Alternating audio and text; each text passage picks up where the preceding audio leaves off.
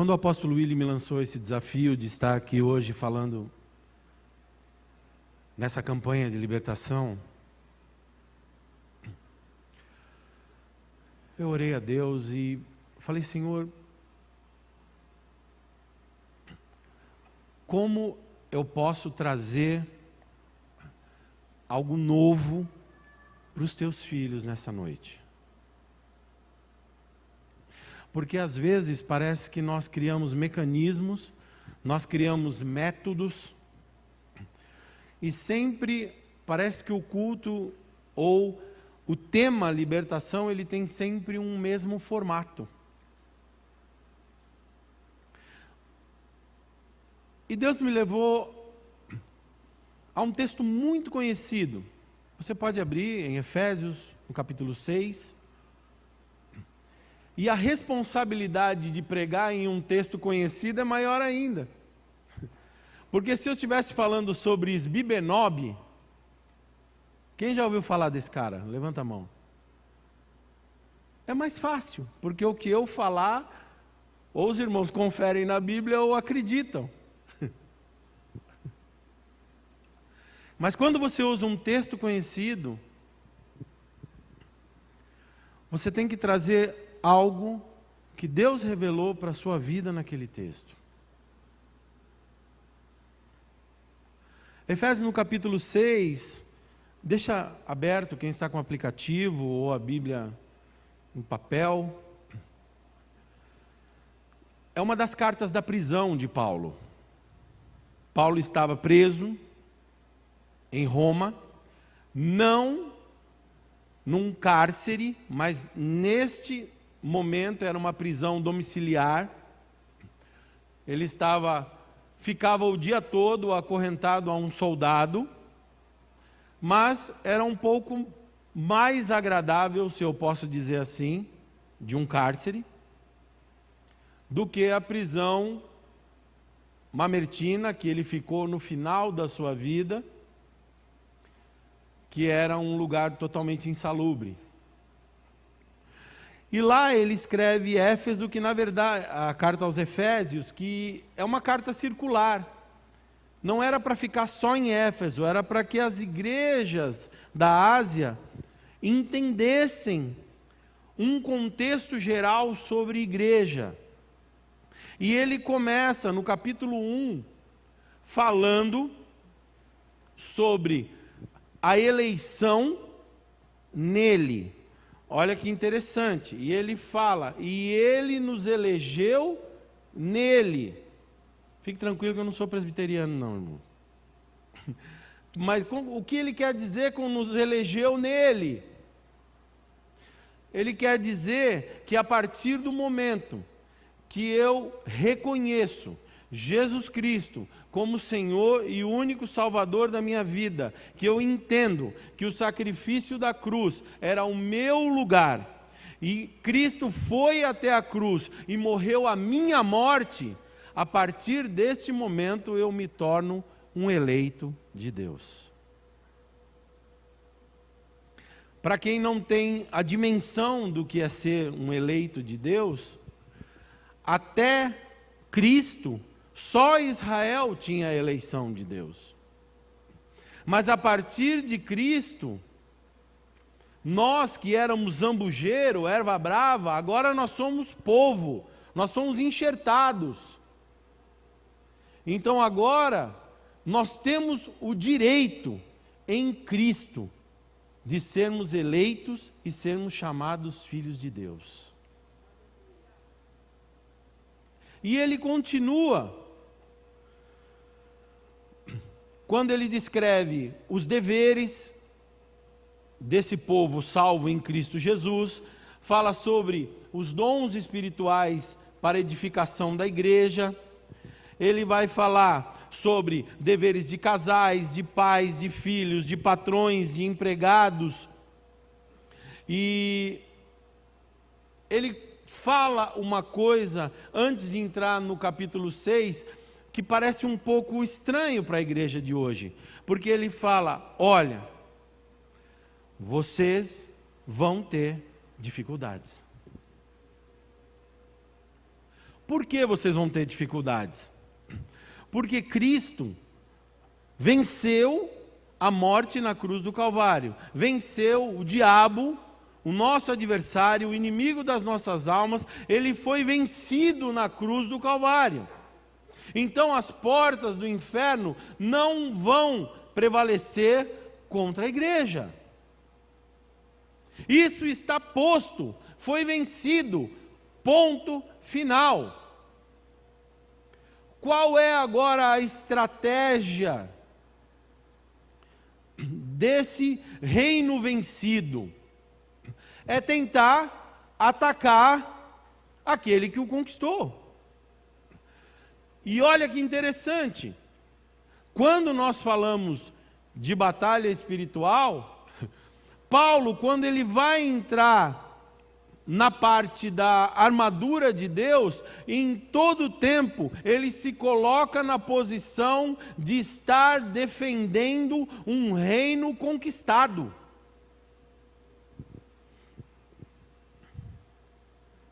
Em nenhum momento ele fala: olha, você vai ter que ir lá vencer,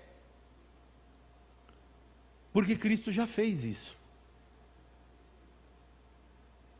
Ou será que nós ainda acreditamos que nós teríamos alguma chance contra o diabo se não fosse a obra de Cristo na cruz?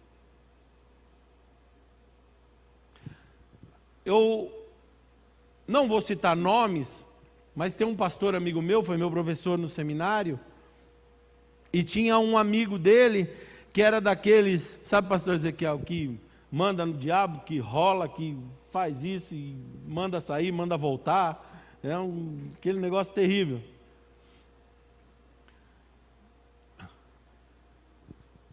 E um dia,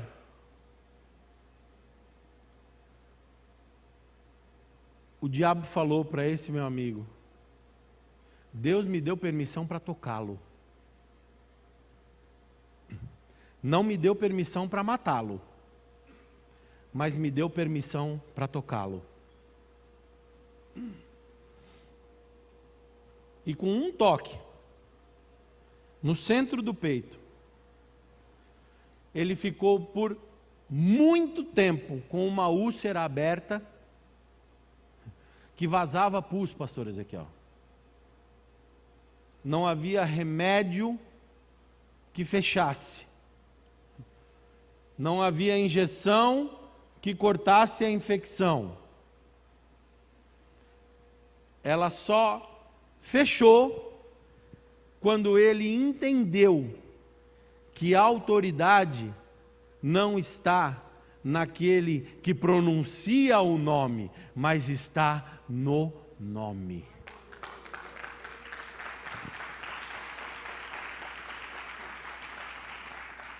Porque a palavra de Deus diz que depois de havermos feito tudo, nós seríamos servos inúteis.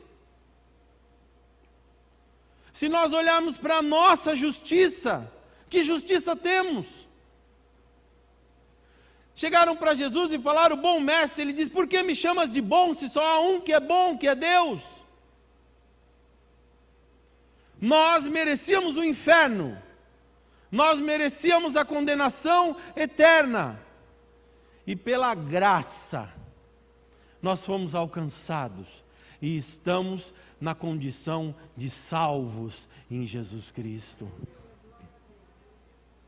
Você quer a libertação na sua vida, meu irmão? Então eu vou te dar a primeira dica de como ser liberto. Entenda a sua posição em Cristo Jesus.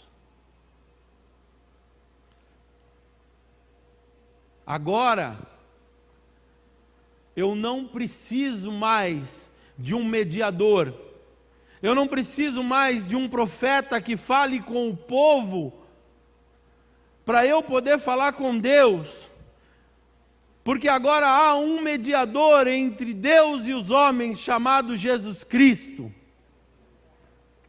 E onde eu estiver, no meu carro, na minha casa, na sala, no banheiro, no escritório, na academia, na universidade, onde eu estiver, se eu fechar os meus olhos e falar Deus, a partir daquele momento eu tenho conexão com Ele. Entenda o seu lugar, meu irmão, no reino de Deus, e você vai entender que libertação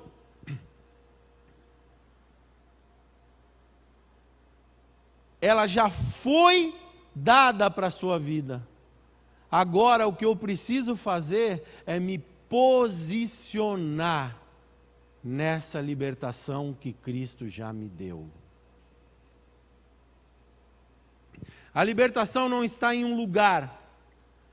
A libertação não está em 8 semanas, em 10 semanas, em 20 semanas, em nada disso. A libertação ela está na consciência que eu tenho de Cristo na minha vida, a saber que em todo tempo quem habita em mim, quem habita em você é o Espírito Santo de Deus. Ele falou para Ezequiel: eu vou arrancar o coração de pedra, vou colocar um coração de carne e porei dentro em vós um espírito novo. Põe a mão assim, ó. Pode pôr, não dói não, pode pôr. Isso. O Espírito Santo de Deus habita aí. Sabe quando o Espírito Santo chegou nessa igreja hoje? Quando o primeiro crente passou por aquela porta ali, ó. Porque ele disse: eu não habito mais em templo edificado por mãos de homens, agora vós sois morada de Deus em espírito. Esse espírito, Eric, que está tabernacular em nós, cheio dos meus pecados, das minhas falhas, das minhas contradições, das minhas confusões. Pastor Ezequiel, ele quis morar em mim. Se isso não é liberdade, o que é? Saber que Deus, o Deus que habita em mim. Isso é forte demais, meu irmão. Mas sabe qual é o problema? O problema é que o adversário das nossas almas,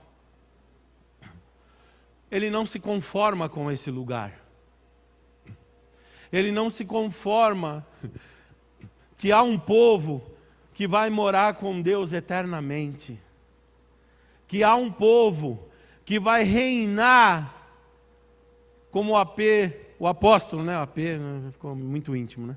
Como o apóstolo pregou no domingo, aquela imensidão das galáxias que nós vimos aqui, nós reinaremos com Cristo. Você já parou para pensar nisso? A Bíblia diz que olhos não viram, ouvidos não ouviram e nunca subiu ao coração do homem o que Deus tem preparado para você, meu irmão. Eu imagino um céu com uma plantação de picanha madura e eu com um facão na mão, passando e colhendo. Escolhe o seu céu aí, meu irmão. Eu estou falando do meu. Né, pastor? Tudo maduro assim, aquele... ao ponto. Céu lindo.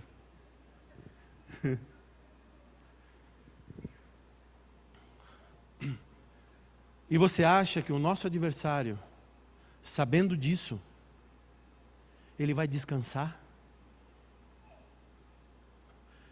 E a primeira coisa, vamos ao texto agora, você não fechou, né? Tem uma água aqui. Eu fiquei com dúvida agora, pastor. Eu olhei e só tinha metade da água.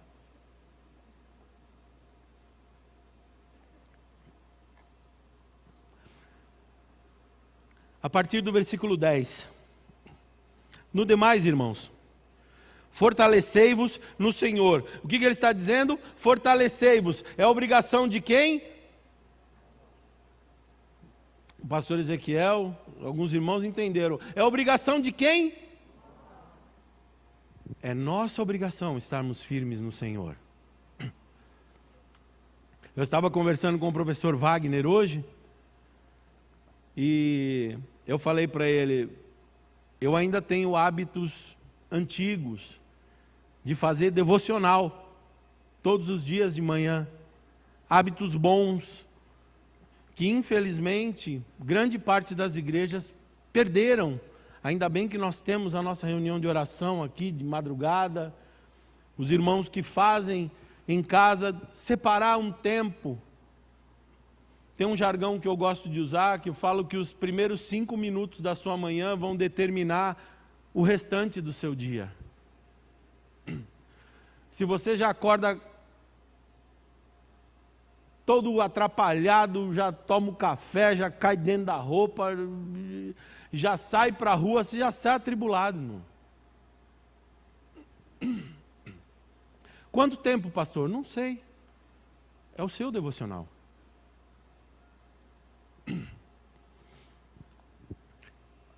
Porque quando eu falo com Deus, todas as manhãs eu digo a Ele, eu oro pelos pastores da igreja, eu oro por os membros da igreja, e eu peço a Ele, Senhor, o que eu posso fazer para Ti nesse dia? Lá no meu trabalho nós começamos com 2 pessoas. Hoje já somos em 5. Uma roda de debate sobre Bíblia na hora do almoço. Tem um católico, um que está desviado, é muito feio, né? Está dando uma volta por aí, mas já volta. E o restante está firme com Cristo. E nós sentamos todos os dias, na hora do almoço, para falar das coisas de Deus. Lá no seu trabalho, os seus vizinhos, as pessoas do seu convívio, elas devem ser impactadas porque você está lá. Porque onde você estiver, o Espírito Santo de Deus estará lá com você. Mas para haver um diálogo, eu preciso não apenas ouvir, eu preciso também falar. Eu preciso conversar com Ele. Eu preciso dedicar um tempo de oração a Deus. Eu preciso ler as Escrituras para saber o que Deus tem preparado para a gente. Continuando, revestivos de toda a armadura de Deus, para que possais resistir firmes contra as astutas ciladas do diabo. Pois não temos que lutar contra carne e sangue. Não temos que lutar contra quem? Mas e o meu chefe, pastor? E aquela abençoada que senta ao meu lado, gadarena, que senta no serviço. O que eu faço com ela? Jesus no Sermão do Monte disse, se você ora só por quem te ama, os ímpios também fazem isso. Mas orar por aquele que te odeia, orar por aquele que te persegue, só crente faz isso. Sabe aquela pessoa que te faz mal? Coloque ela no seu joelho. Diga ao Senhor, abençoe a vida dela. Prospere a vida dela. Pastor, prosperar a vida dela. Os fariseus também ficaram espantados quando Jesus falou isso. Orar por aquele que te persegue. Abençoar aquele que te amaldiçoa. Isso é prova de que você está liberto, meu irmão. E que você entendeu que a sua luta não é contra a carne e nem contra a sangue. Mas pastor, o senhor não sabe o que ele me fez. Eu tenho vontade de fazer oração de imposição, mãos e pés na cabeça dele.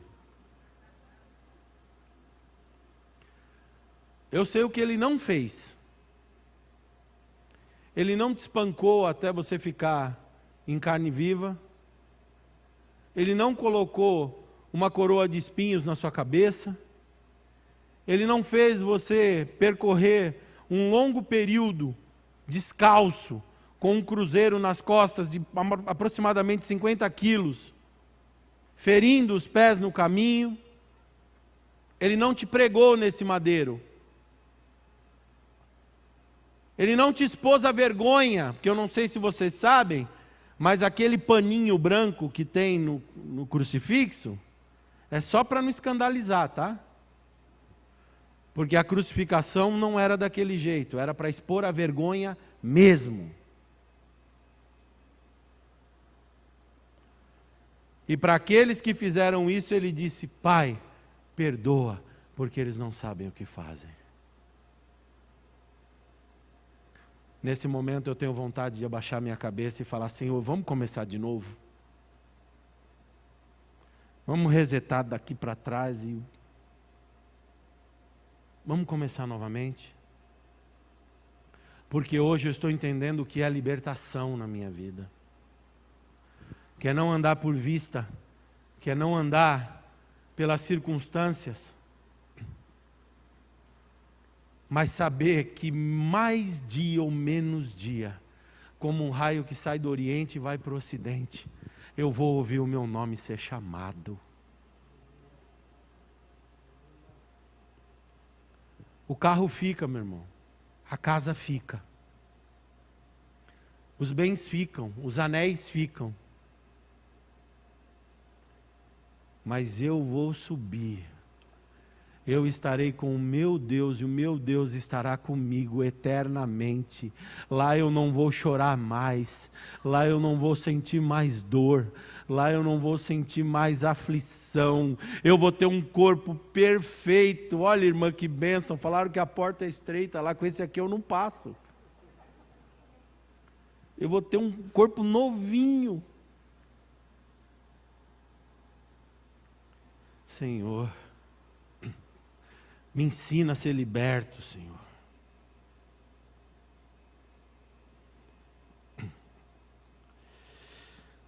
Pois não temos que lutar contra carne e sangue, e sim contra os principados e contra as potestades, contra os poderes deste mundo tenebroso, contra as forças espirituais da maldade nas regiões celestes. Portanto, tomai, ou seja, tome posse de toda a armadura de Deus, para que possais resistir o dia.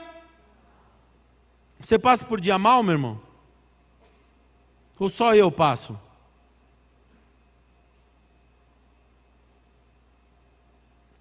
E ele diz: e havendo feito tudo, ficai firmes. Ele tinha como ideia, naquele momento, um soldado que estava ao lado dele acorrentado. Você acha que para o soldado ficar acorrentado ao lado de um preso o dia inteiro era o dia bom do soldado? Mas o soldado tinha que ficar firme. Ele tinha que ter a postura do seu cargo, a autoridade do seu cargo. Eu vou falar uma coisa libertadora para você: você não é o que dizem que você é o que Deus sabe que você é. Você é aquilo que quando ninguém está olhando, você põe a cabeça no seu travesseiro e ali você e seus pensamentos e Deus sabem quem você é. Você é aquele que quando vai fazer alguma coisa, Deus já esquadrinhou as intenções e motivações do seu coração. Não é o que você está fazendo, mas o porquê você está fazendo. E ele começa a descrever essa armadura romana, que era a referência do soldado que ele tinha ao lado dele. E ele começa falando: estai, pois, cingidos os vossos lombos com a verdade. A primeira coisa que ele fala, o cinturão era uma das partes mais importantes da armadura romana, porque além de segurar a couraça no lugar, era onde carregava a espada. E ele diz: a primeira coisa que você tem que fazer é você estar vestido com a verdade. é você estar vestido não apenas com a sua verdade, mas estar vestido com a verdade do Evangelho. Porque às vezes a nossa verdade vai contra a verdade do Evangelho. Porque nós não queremos a verdade do Evangelho, nós queremos é ter razão. Aconteceu uma desgraça, o camarada caiu do andaime. Você olha e fala, eu avisei. Você não está preocupado, né, pastor? Se o camarada caiu, se quebrou inteiro, não. Você quer ter razão. Primeira coisa, cinturão da verdade. Viva de forma verdadeira. Professe sua fé de forma verdadeira. Eu tenho um particular com Deus. Às vezes eu dobro o meu joelho e falo, Senhor, eu não estou com vontade de orar. Eu estou triste. Eu estou chateado. E eu começo a falar os meus motivos para Deus. Quando eu vou ver, eu já estou 10 minutos orando. Mas fale a verdade. Fale a verdade para Deus. Fale a verdade para o teu próximo. Viva a verdade. Ah, pastor, às vezes não dá. Eu sei, meu irmão.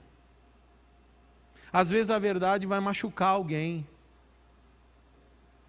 Mas se essa verdade for a verdade do Evangelho, diga mesmo assim.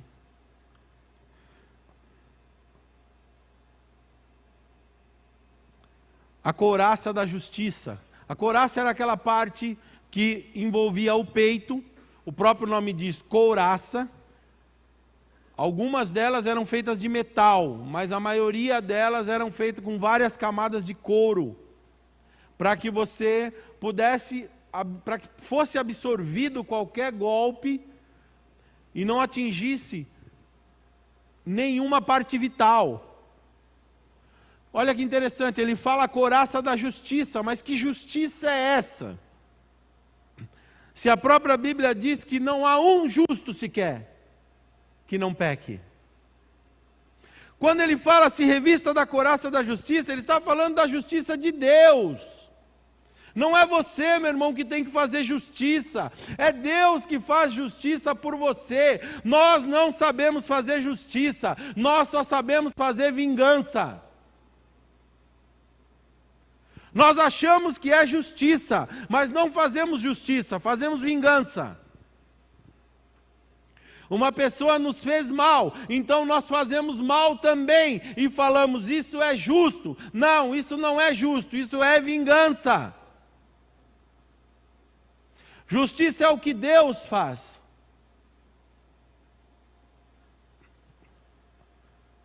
O pessoal está tão quietinho, pastor.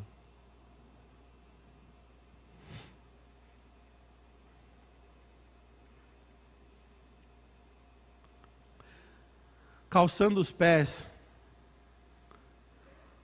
na preparação do Evangelho da paz. Preparação do Evangelho da paz. O salmista diz, lâmpada para os meus pés é a tua palavra, Senhor, e luz para o meu caminho. Qual é o próximo passo? A minha caminhada é uma caminhada de paz. Quando eu venho para cá, para a Igreja Apostólica Vida Nova, a minha caminhada é uma caminhada de paz. E diz que há uma preparação no Evangelho para isso. Leia, meu irmão, como lição de casa, Mateus capítulo 5, 6 e 7. O Sermão do Monte. Todas as vezes que eu leio, eu tenho aquela mesma impressão que eu falei logo agora. Senhor, vamos resetar, vamos começar tudo de novo. Porque, Senhor, eu ainda não sei levar um tapa no rosto e virar o outro rosto. Eu ainda não sei entregar a túnica quando pedem a minha capa. Eu não sei, Senhor, andar mais milhas quando alguém me faz caminhar uma milha. Eu ainda sou egocêntrico. Eu ainda acho que o mundo gira em torno de mim. Eu ainda acho que Jesus só está na igreja por minha causa. Eu tudo posso em mim mesmo que me fortaleço.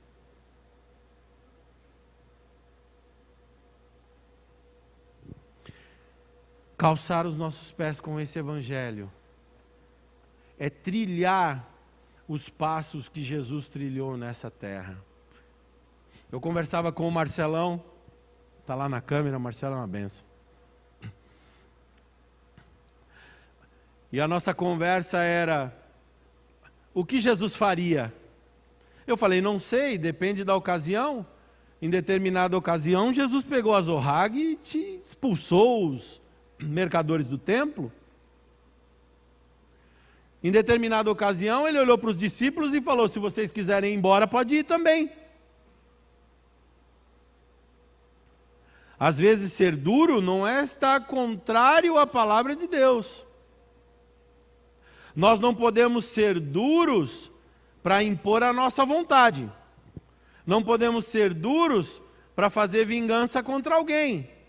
Nós temos que ser duros, e o que a igreja não está sendo, é quando o mundo tenta empurrar a goela abaixo padrões que não são os padrões de Deus. E naquela hora nós fazemos o politicamente correto. Aí quando chega na igreja que é contra a palavra de Deus, não tem problema, irmão. É hora da igreja se revestir. É hora da igreja tomar posição, tomar posse dessa armadura de Deus na vida. Deixa eu acelerar aqui.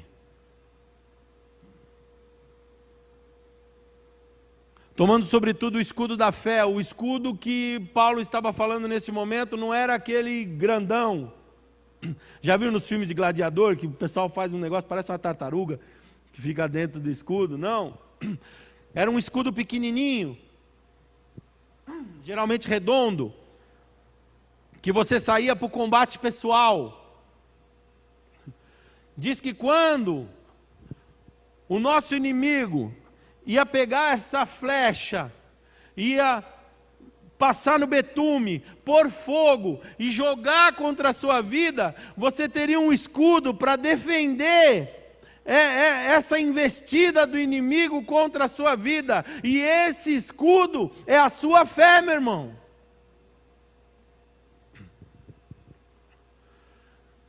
Senhor, está duro. Senhor, está difícil. Senhor, está doendo. Eu sei, meu irmão. Mas levanta a cabeça, lava o teu rosto, fala: hoje está ruim, mas amanhã o meu Deus vai se levantar.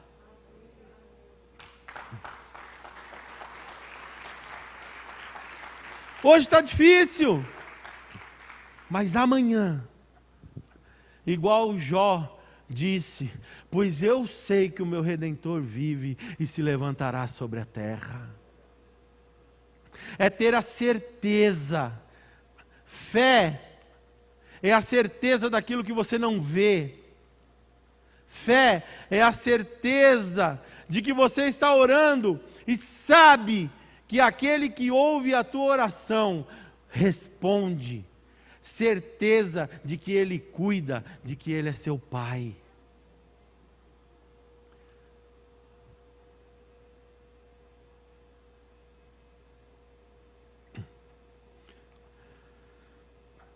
A última coisa que ele fala, a penúltima, ele fala sobre o capacete da salvação, que nós já falamos no início, é nós tomarmos a consciência, porque o diabo não está preocupado, meu irmão, com se você perdeu o emprego, se você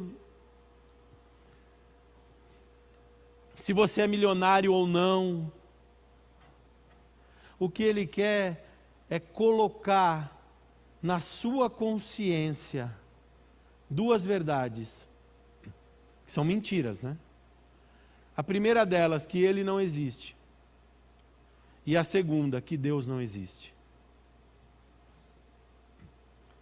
é você cauterizar a sua mente a ponto de achar que você vive por conta própria. Ou o proporcionalmente inverso, a supervalorização do diabo. Tem pastores que têm um ministério focado no diabo. Se o diabo deixar de existir, ele vai ter que fazer outra coisa. Porque o ministério dele é só focado em cima do diabo. Quando eu tenho a consciência da salvação em Cristo Jesus, eu sei que quem guia a minha mente, quem guia os meus passos, quem guia as minhas vontades, quem decide o meu amanhã, é aquele que me salvou. Então não adianta ele falar, você não vai conseguir. Nesse momento você usa o escudo da fé, e eu sei em quem eu tenho crido. Eu não vou pedir para você levantar a mão, mas você sabe que lá da outra igreja onde eu vim, tinha um monte de crente que tinha medo de morrer, pastor? Tinha medo de morrer. Eu nunca entendi essa coisa, porque eu leio quando Paulo diz, olha, o viver para mim é Cristo, e o morrer é ganho. Se eu vivo para Ele, se eu morro, eu vou para Ele.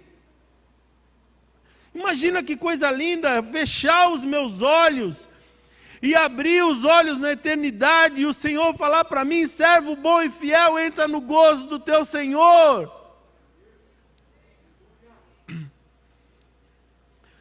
Eu perdi uma amiga, líder de louvor. Eu posso citar o nome dela porque ela é uma querida, a Adriana, lá da IBAB. Ela faleceu. Teve um câncer. Aí falaram para mim assim, por quê? Por que o quê, gente? Por que ela morreu? Eu falei, não sei, meu irmão, fruto maduro. Deus tomou para si. Porque essa breve, momentânea vida que nós temos não pode tirar o brilho excelso da eternidade que vamos estar juntos com Ele, meu irmão.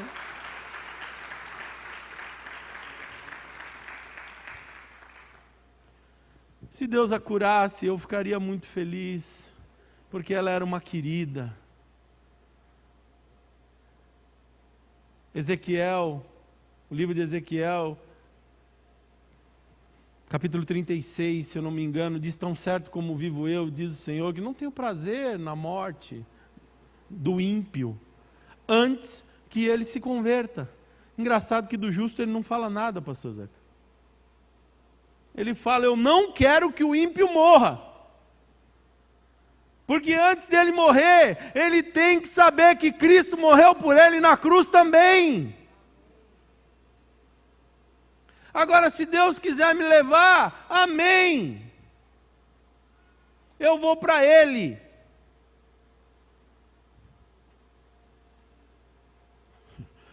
E a última coisa, que é a espada do Espírito. Eu tenho 2 minutos, eu vou ser rápido. A espada do Espírito, ela serve para você contra-atacar a investida do inimigo. Lembra lá a tentação de Jesus? O que o diabo usou contra Jesus? Um de cada vez, irmão. Isso, a palavra de Deus. E qual era a resposta de Jesus? Está escrito. E ele falava. Aí vem a dor, a dificuldade na tua vida, aí você vai falar, está escrito o que, irmão, para a dor? Fala aí.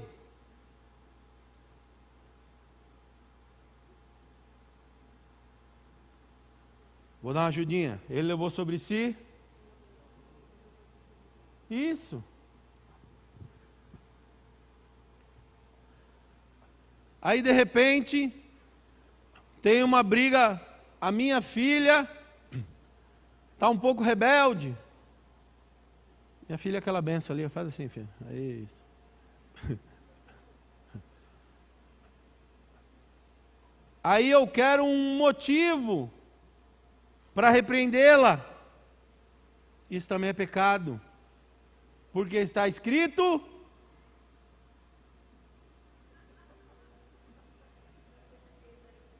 pais, não provoqueis a ira dos vossos filhos. Sabe qual que é o nosso problema? Nós não sabemos o que está escrito. Porque não dedicamos tempo de oração, não dedicamos tempo de leitura. Então, nós temos que saber o que está escrito para podermos falar. Está escrito que é a espada do Espírito. Amém, meus irmãos? Vou falar igual o apóstolo Willis. Vocês continuam me amando? Eu queria que você ficasse em pé um minutinho.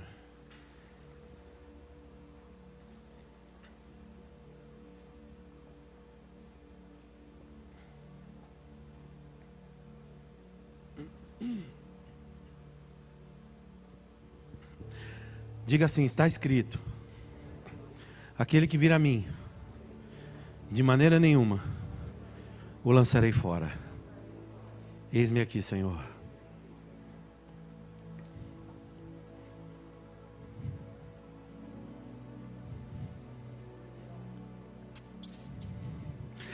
Está escrito: achegai-vos prontamente ao trono da graça, a fim de encontrar misericórdia em tempo oportuno. Eis-me aqui, Senhor.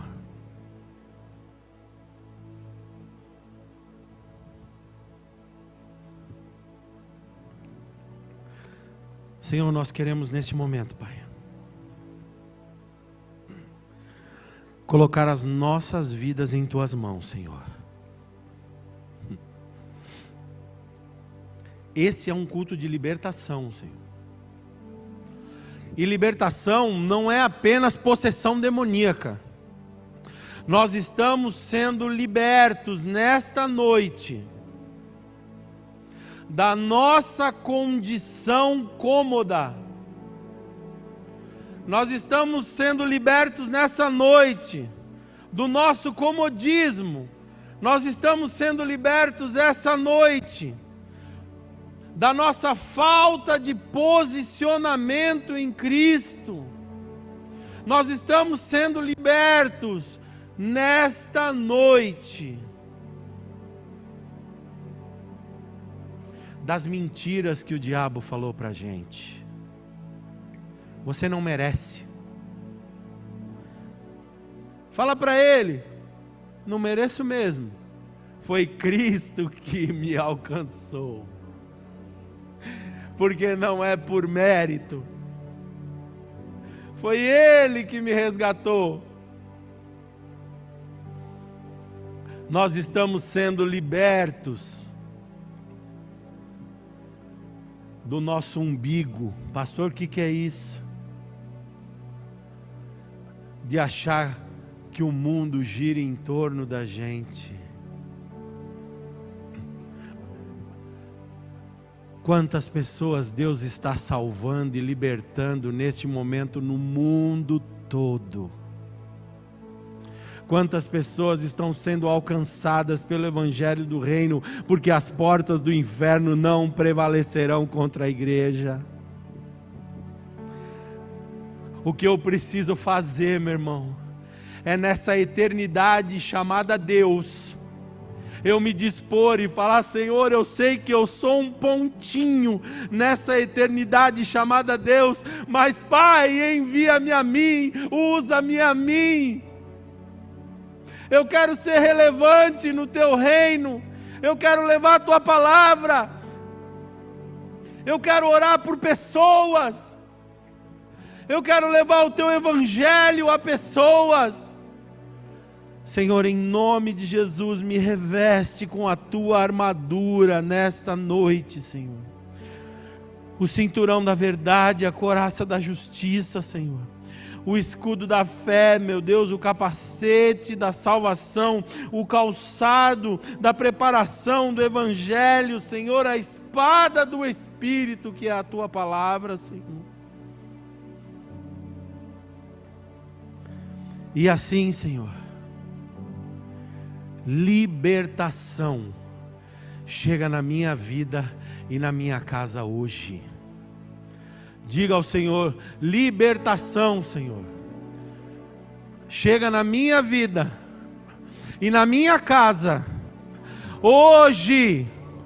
Porque não fui eu que comprei, foi Ele que me comprou na cruz do Calvário. Então eu sou liberto por Ele, eu sou comprado por Ele, eu sou resgatado por Ele, e um dia eu vou para Ele, aleluia. Senhor, liberta a nossa mente. Liberta, Senhor, em nome de Jesus, Pai, em nome de Jesus, Senhor.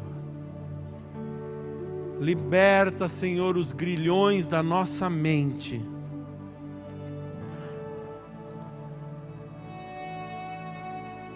Todo aquele que se sente com baixa autoestima, saiba, meu irmão, que Jesus te ama e pagou um preço caríssimo por você na cruz.